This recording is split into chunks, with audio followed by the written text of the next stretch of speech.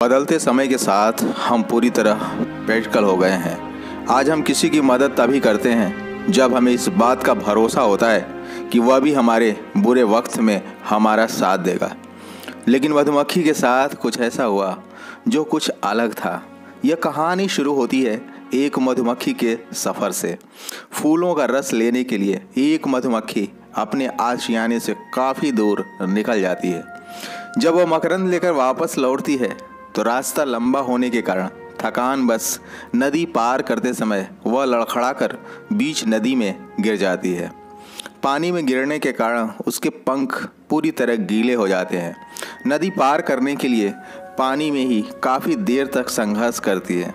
जब उसके बचने का कोई रास्ता नहीं दिखता तो वह इस मुश्किल घड़ी में अपनी आंखें बंद कर परमपिता परमात्मा को पुकारती है। नदी किनारे स्थित पेड़ पर बैठा कबूतर इस सारे वाक्यों को देख रहा होता है। उसे मधुमक्खी पर तरस आ जाता है और उसे इस बात का एहसास होता है कि मुझे किसी तरह इस मधुमक्खी की जान बचानी चाहिए। बिना समय गंवाए वह कबूतर पेड़ से एक पत्ता तोड़ता है और उस पत्ते को अपनी चोंच में दबाकर उड़ जाता है।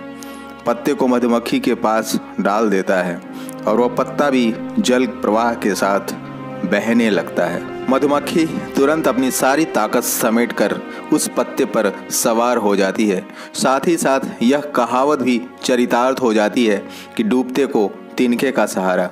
यह किसी करिश्मे से कम नहीं था कि डूबती मधुमक्खी को भी ईश्वर की कृपा से पत्ते का सहारा मिल गया।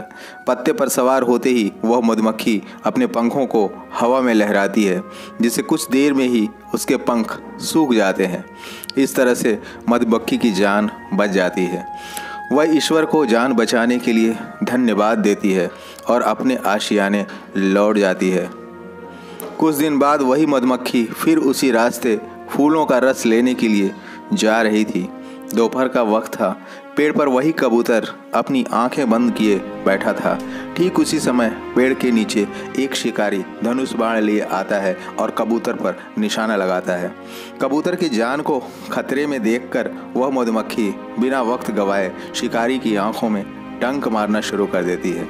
शिकारी दर्द के मारे बिलबिला उठता है, उसका निशाना चूक जाता है और इस तरह से कबूतर की जान बच जाती है। कबूतर ने बिना इस बात का विचार किए कि मेरे बुरे वक्त में मधुमक्खी भी मेरी मदद करेगी, उसने लाचार और बेबस मधुमक्खी की जान बचाई और आज इसी मधुमक्खी ने अपने ऊपर किए उपकार का कर्ज अदा कर दिया था। दोस्तों, भला करने वालों के साथ कभी भी बुरा नहीं होता। जब कोई भी उम्मीद शेष नहीं रहती तो ऐसी मुश्किल घड़ी में ईश्वर स्वयं मदद के लिए कोई न कोई जरिया भेज देता है। सच ही कहा गया है, कर भला तो हो भला। इसी के साथ आपका दिन शुभ हो। जय हिंद, जय भारत।